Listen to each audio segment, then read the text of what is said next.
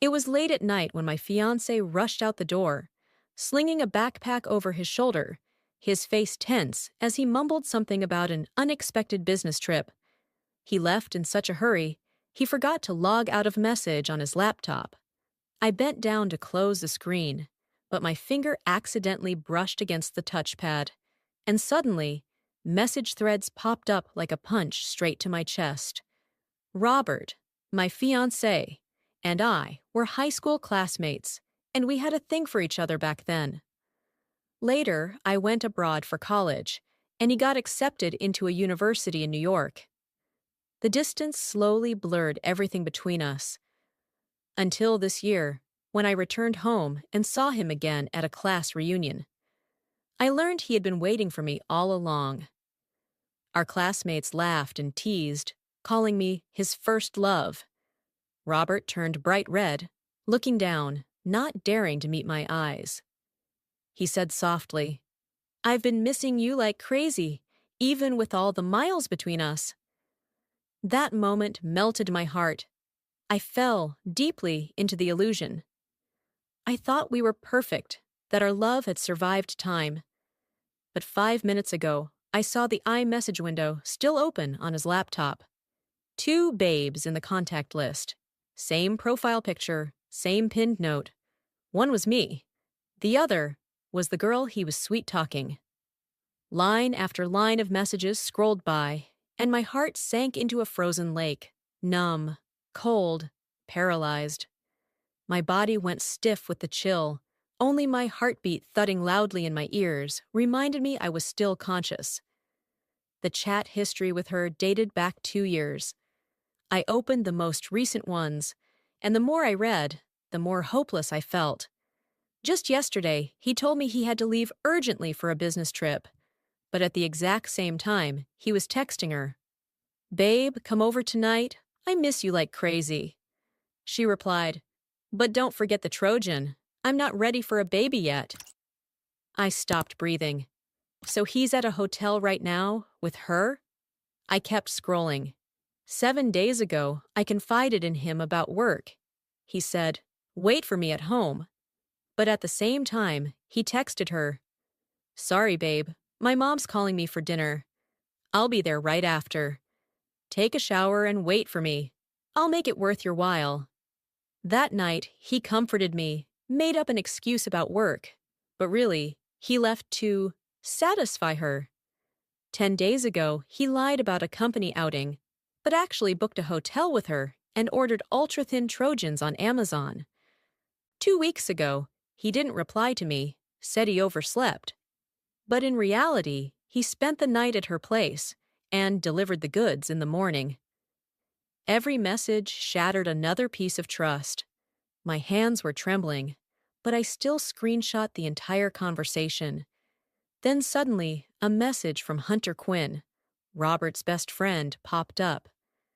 I had met him before. His eyes always gave off this sleazy vibe. He texted, "Damn, bro, you're killing it. Both hands full. When you gonna let both play at once?" Robert replied, "No rush. I'm still training them." Hunter continued, "You better tame that Ice Queen Mina too. She acts tough, but I bet she's wild underneath." Take pics. Then came a blurry photo of me, secretly taken. I had no idea when. Robert texted, "Next time I'll shoot a video. Won't let the bros miss out." I ran to the bathroom and threw up. My stomach twisted in knots, but my mind had never been clearer. This man could not be allowed to stay. When I returned, iMessage had logged out on the laptop. Robert messaged me, "Babe, can you check if iMessage logged out on my laptop? Love you forever." He knew he could log out remotely, but in his panic, he forgot. I smirked and replied, "I didn't notice. Let me check." He said, "No need. Doesn't matter if it's still logged in. Nothing to hide from my babe, right?" Sweet words, but behind them was a devil. I opened my phone and started typing a message to the other girl, but then I hesitated. She's with Robert right now. If I send it now, he'll calm her down. I have to wait for the right moment. The next evening, Robert came home. The quiet click of the door echoed softly through the still apartment. He stepped into the kitchen, where I was doing the dishes, and hugged me from behind. His arms wrapped tightly around my waist, his warm breath brushing against my neck. He kissed my cheek lightly, his voice like syrup. "Babe, I missed you so much I thought I'd die." I could smell his familiar cologne, but this time it twisted my stomach. I fought the wave of nausea rising in me, the disgust bubbling beneath the surface like an undertow, and forced myself to keep calm, faking a smile for him. "Did you really miss me, or are you just pretending?" I asked, keeping my tone deliberately light. He let out a mocking laugh, tapped my forehead with his thumb. A gesture that used to make my heart flutter, now only made my skin crawl. "You're doubting me? How dare you question my sincerity? Your punishment tonight is sleeping with nothing on. I used to think that was just playful banter between couples. But now, a chill shot up from the soles of my feet, crawling like electricity along my spine. My skin prickled, every fine hair standing upright. Tonight, he wanted to secretly film me. The thought struck like lightning, freezing me on the spot. Instinct urged me to spin around and slap him across the face, hard. But reason held me back, like an invisible rope wrapped tight around my chest. I lowered my head, speaking in a flat tone, breath short and weary. "My boss yelled at me again today." "I just want to sleep early." Robert didn't seem to care. He patted my shoulder half-heartedly, muttered something like, "Hang in there, babe." "I'm here," then turned and walked into the bedroom, his footsteps heavy and fading. I waited until he was fast asleep, the rhythmic sound of snoring seeping through the wall, before I gently slipped out of bed, my bare feet touching the icy wooden floor. He had a habit of putting his phone on Do Not Disturb when he slept, and this was the perfect window to contact that girl. I crept into the bathroom to splash cold water on my face. It hit my skin like a slap, snapping me awake. I carefully locked the door, the metal bolt clicking into place with a sharp sound that felt like a fragile shield around me. My heart was pounding, hands trembling as I held my phone under the dim screen light. I sent her a friend request, saying I was a high school classmate. My fingers moved with precision. Maybe because she saw the same profile photo, she accepted instantly and sent a question mark. "Sheesty." While texting, I accidentally tapped her profile picture and saw her most recent post. A selfie in a sparkling white wedding gown under bright lights, her smile radiant, her eyes gleaming with joy. In the background was a familiar figure, Robert, standing beside her, phone in hand. They were getting married? The thought exploded in my head like a bomb, leaving me breathless. So, I'm the mistress? The homewrecker? Guilt and fury surged together, a whirlpool that drowned every other thought. She messaged again, sounding impatient. "Who are you? Say something, or I'm deleting." I snapped back into focus, took a deep breath, and replied, "Hey, I need to talk. Is Robert your boyfriend? If yes, then it looks like we're sharing one." I also attached a short video clip of Robert sleeping, flat on his back, mouth slightly open, soft snoring, his face peaceful and clueless about the storm that was coming. She went silent for a few minutes, the typing bubble stretching on, making my heart race in pulses. Then she finally replied, confused. "What do you mean?" I explained quickly but clearly. "Robert's been seeing both of us. I don't know which one of us is the mistress, but judging by your wedding photo, I guess that's me," she responded, skeptical. "What kind of joke is this? We're getting married next month." A wave of cold washed over me, spreading from my chest to my limbs. I wrapped my arms around myself, trying to stay warm. Truth is, I could have just slapped this cheating bastard and walked away, reclaiming my peace and letting the night air blow away the pain. But I couldn't bear the thought of her being deceived, too, of her losing the precious things she believed in, like the dream of a wedding dress and promises whispered at sunset. If she was the kind of woman who loved blindly, then exposing the truth might only make me look dirty, too. The typing bubble lingered forever. I bit my lip, waiting. Then it came.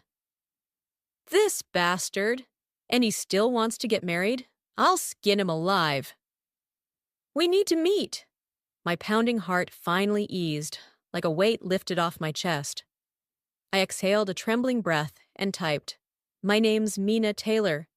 She replied instantly, her tone fierce and clear. "I'm Chloe Parker."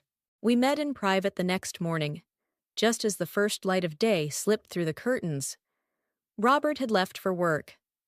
I called in sick, claiming a headache, then threw on a light sweater and stepped outside. The morning breeze was cool, but not enough to calm the fire burning quietly in my chest.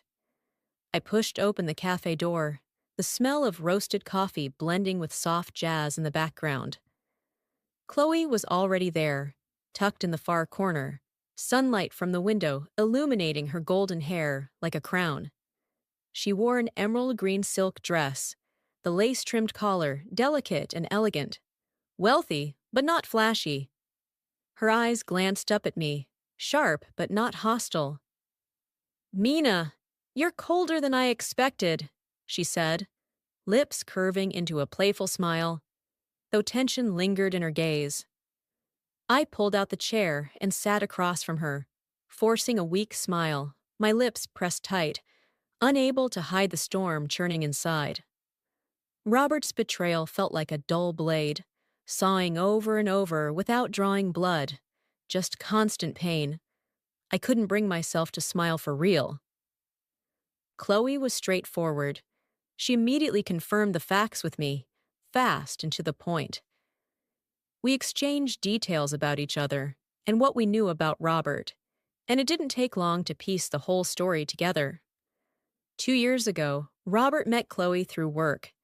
With his charming smile and easygoing nature, he quickly won her heart. They dated, went to dinners, took photos under sunsets. 6 months ago, he told Chloe he was meeting some friends, but in truth, he was attending a reunion where he saw me again. He claimed he was single, looked at me with those same old eyes, and I fell into his trap like a fool. Chloe listened, gripping her cappuccino so tightly that the foam trembled each time she clenched. I continued. Robert had split his time between us like a trained juggler. When he was with Chloe, he told me he was swamped with work. When he was with me, he made excuses about family dinners to sneak off to her. His parents even helped cover it up, introducing me and Chloe as separate girlfriends on different occasions. We had identical couple profile pictures, identical babe contact names, so no one ever questioned his phone. Chloe bit her lip, her eyes red but not crying. She flipped her phone and showed me a wedding photo, her in a white dress, glowing like a princess, and Robert behind her, adjusting his tie in front of a mirror. "We're getting married next month," she said, voice trembling. "The hotel's booked." "Guests have been invited." Suddenly, she slammed her hand on the table. Bang! The cups rattled, and a few heads turned. "Robert, that bastard! He's not just ruining me, he's humiliating my entire family." I looked at her, heart sinking.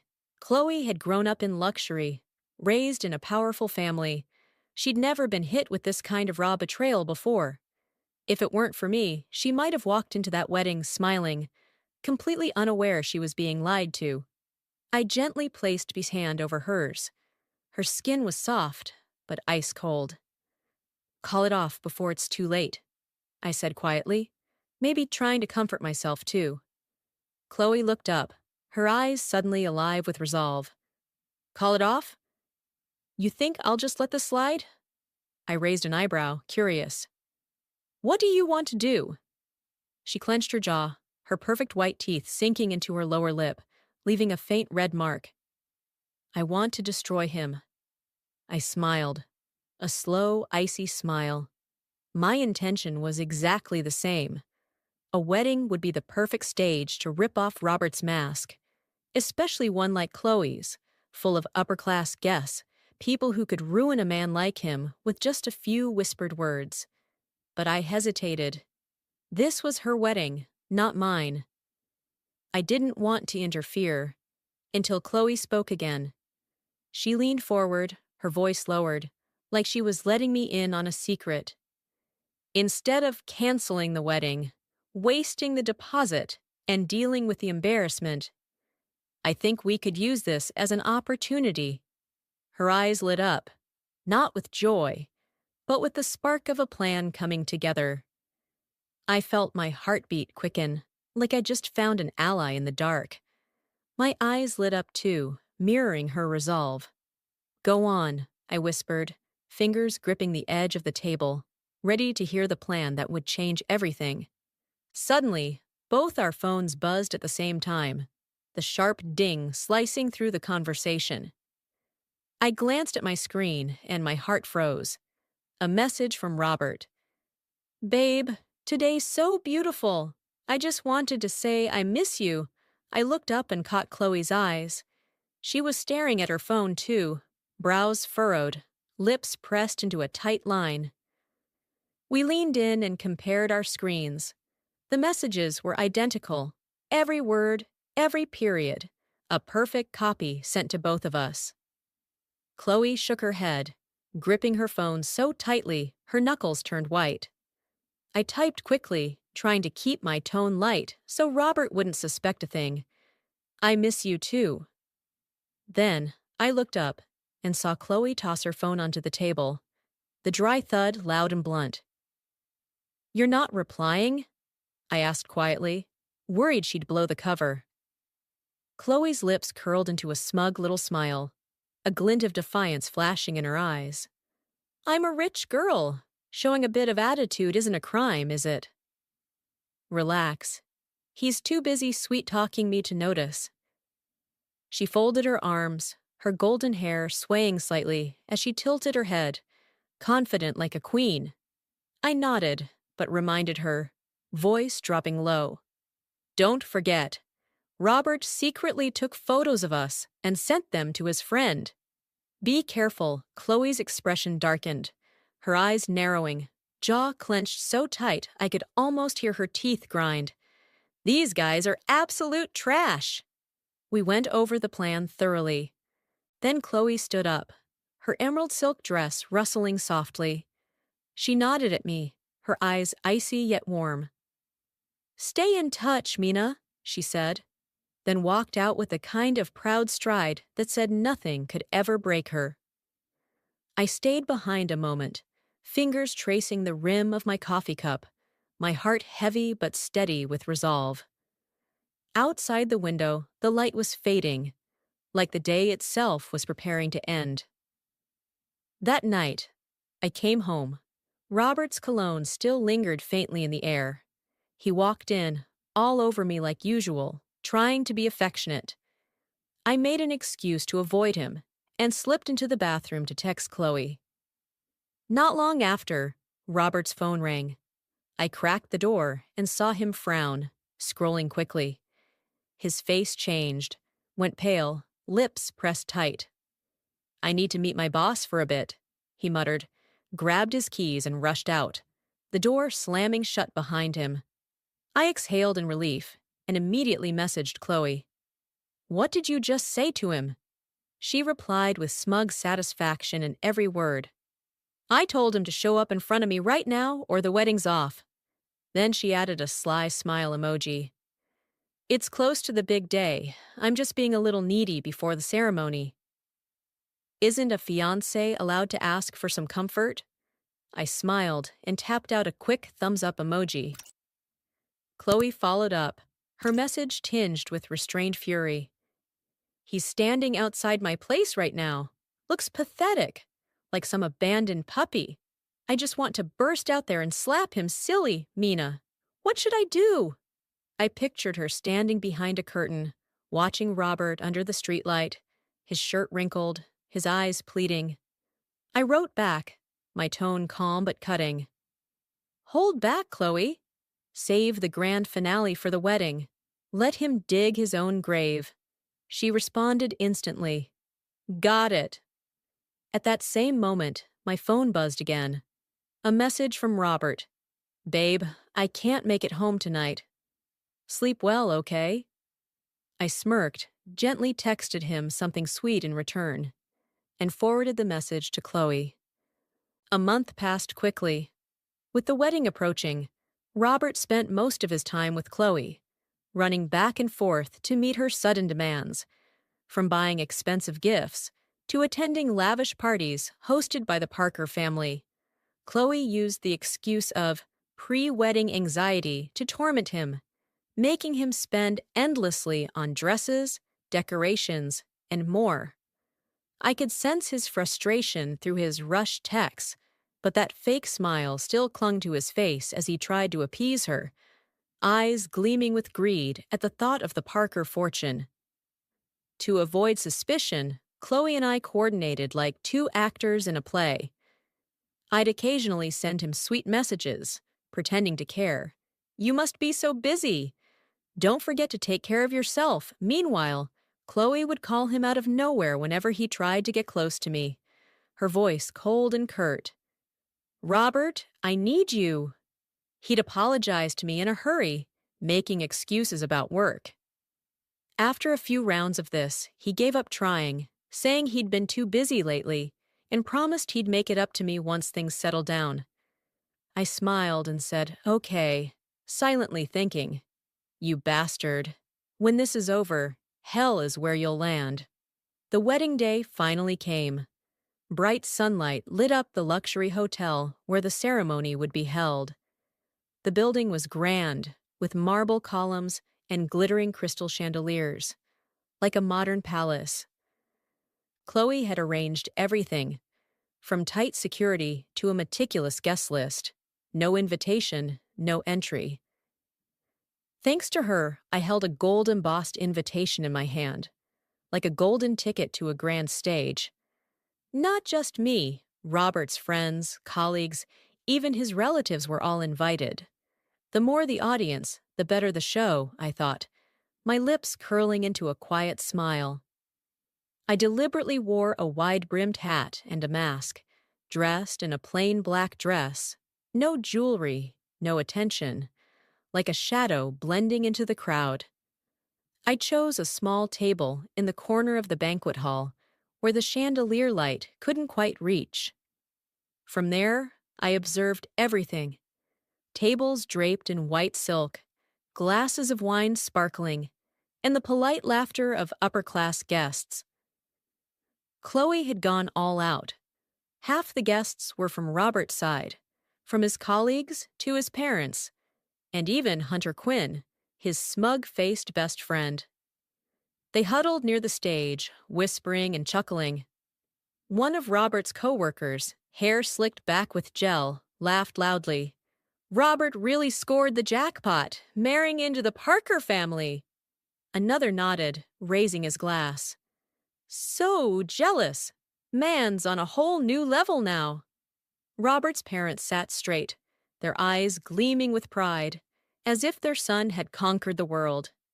Hunter smirked and said slyly, My boy's just getting started.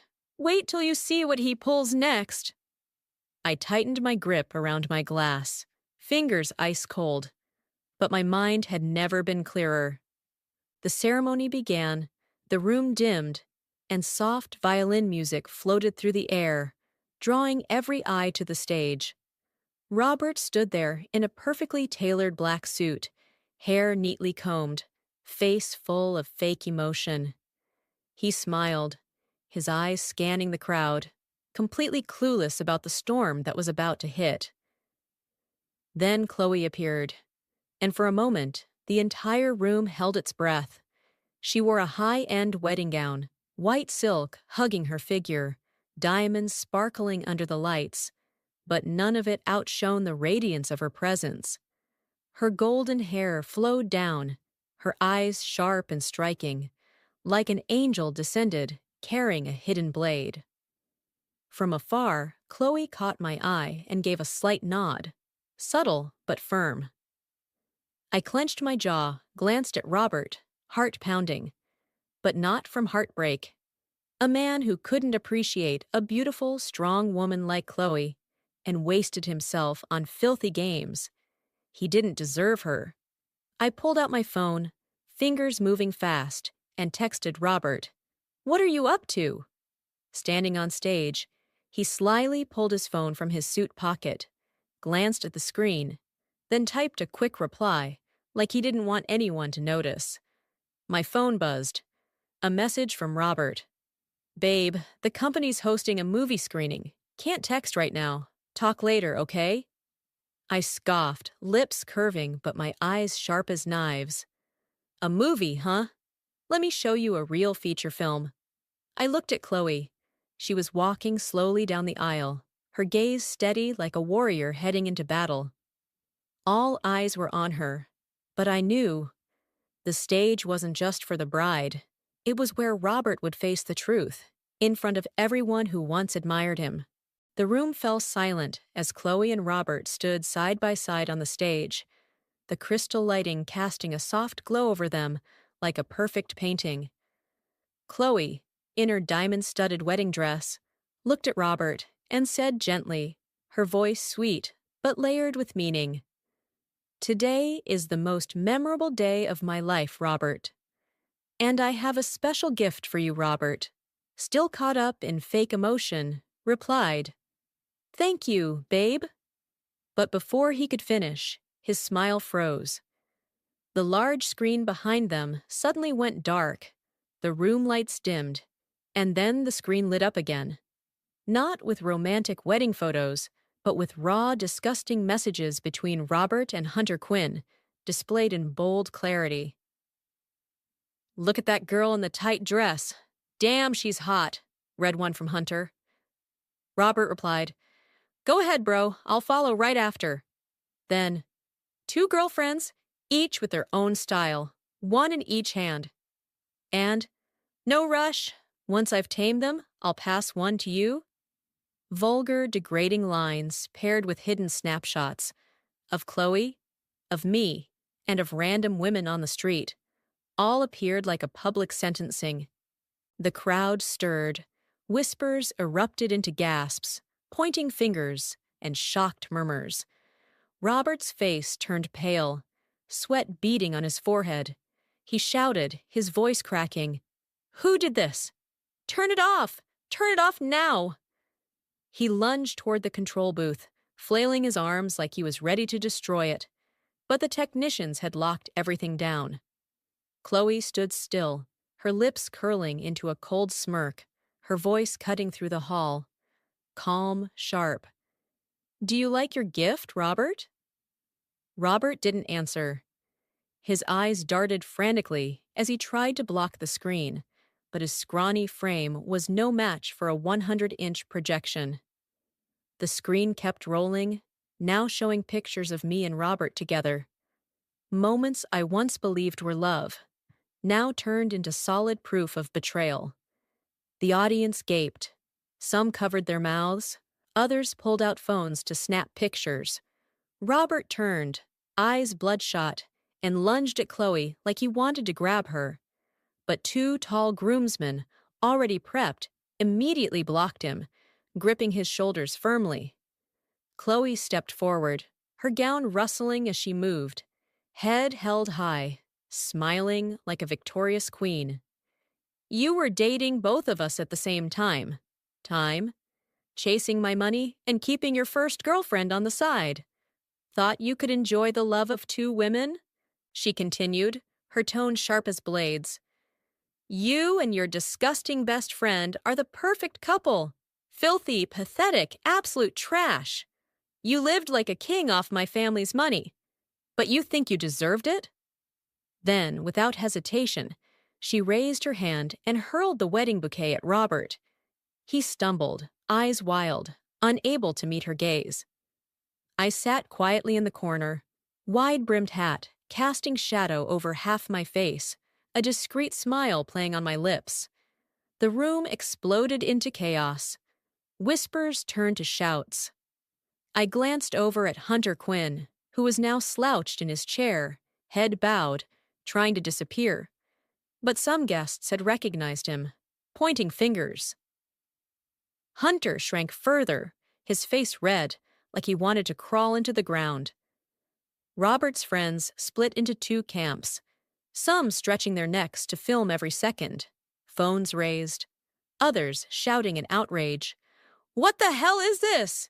This is a damn setup!" Robert's parents shot up from their seats.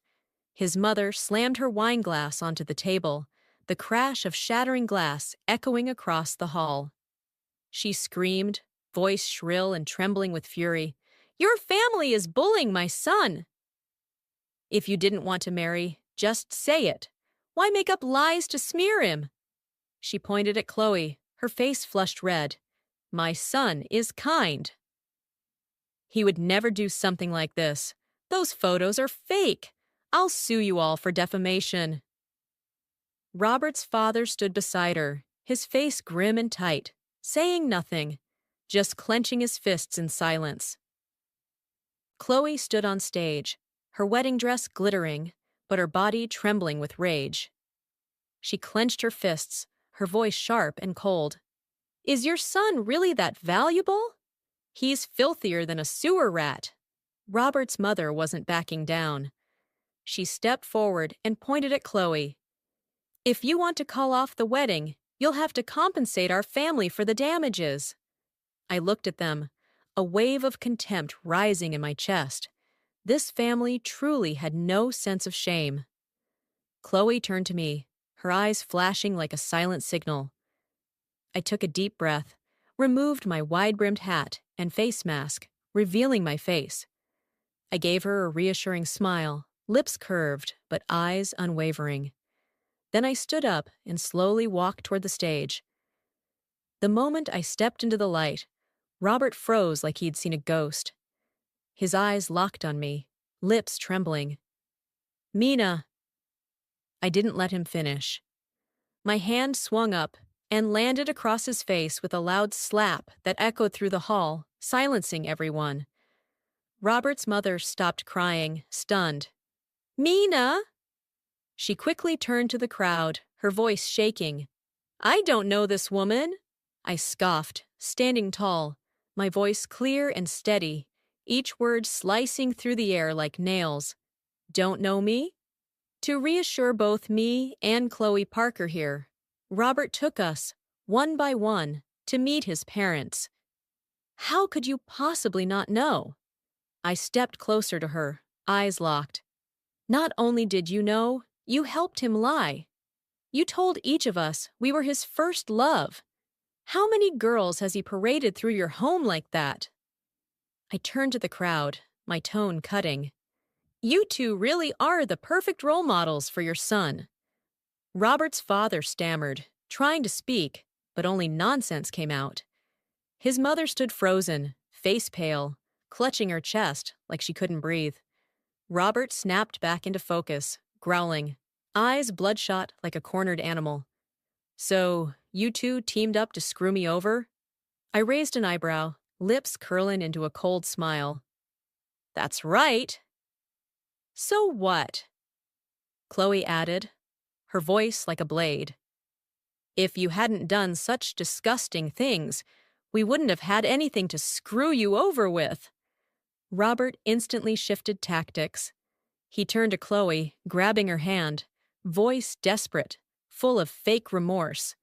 "Chloe, she seduced me." "I'm sorry, but you're the one I truly love. I swear I'll cut things off with her. Please." Chloe yanked her hand back, eyes blazing. She raised her arm, then took a handkerchief from her assistant and calmly wiped her hand. "Robert, get out!" Her voice was soft, almost seductive, as she pointed toward the door. Oh, and every single cent I spent on you these past 2 years.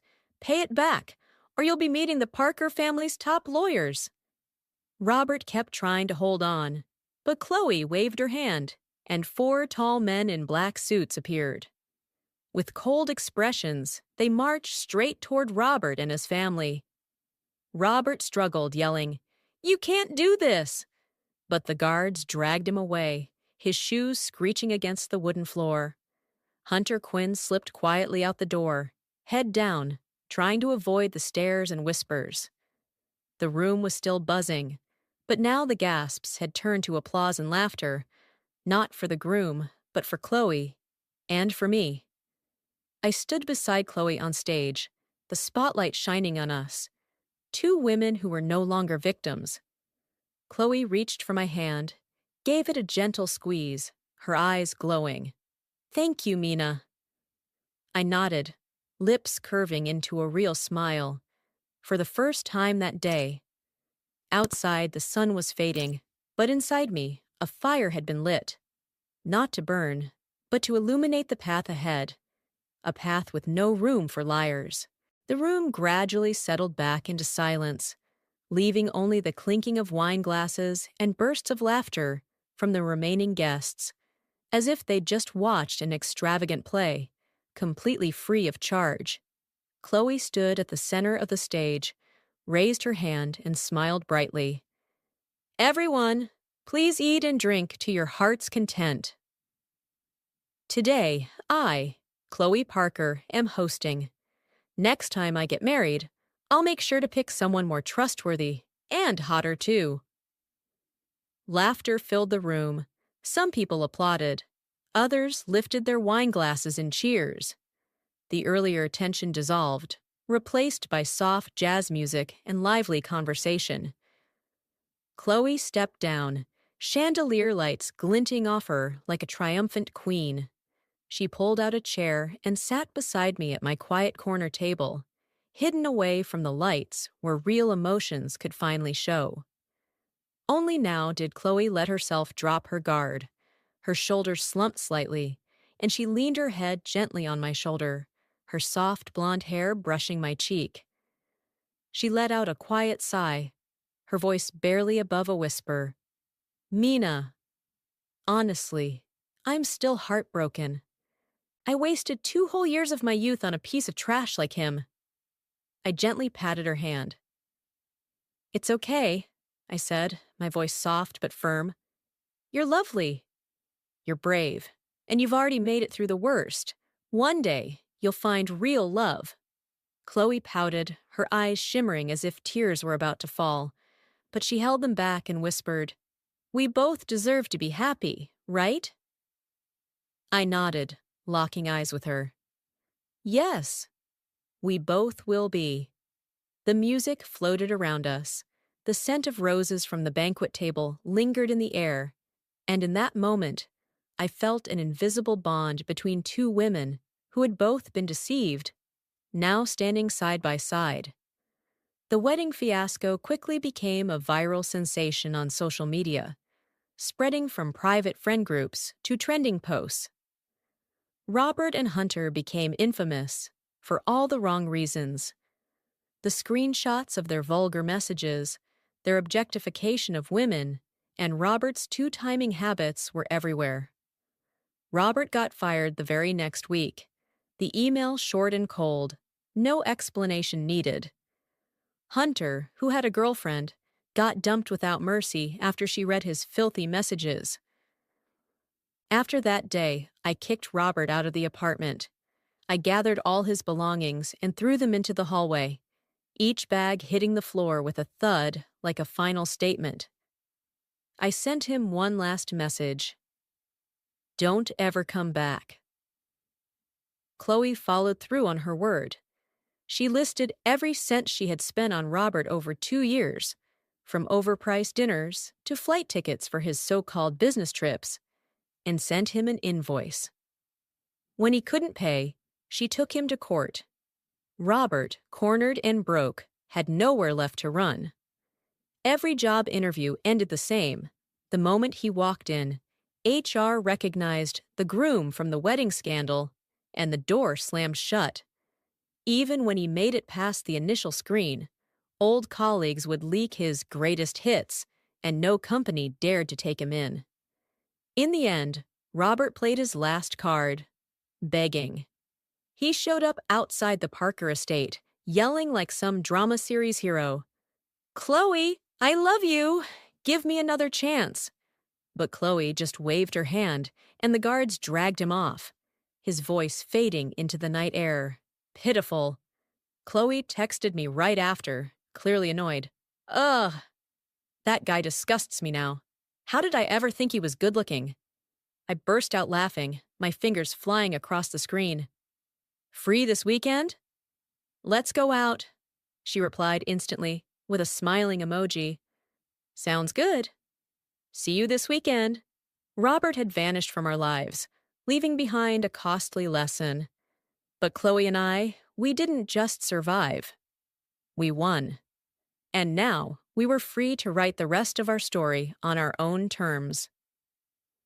The months following the wedding scandal drifted by like a soft breeze, carrying away the shattered pieces of the past and leaving behind a clear sky for Chloe and me.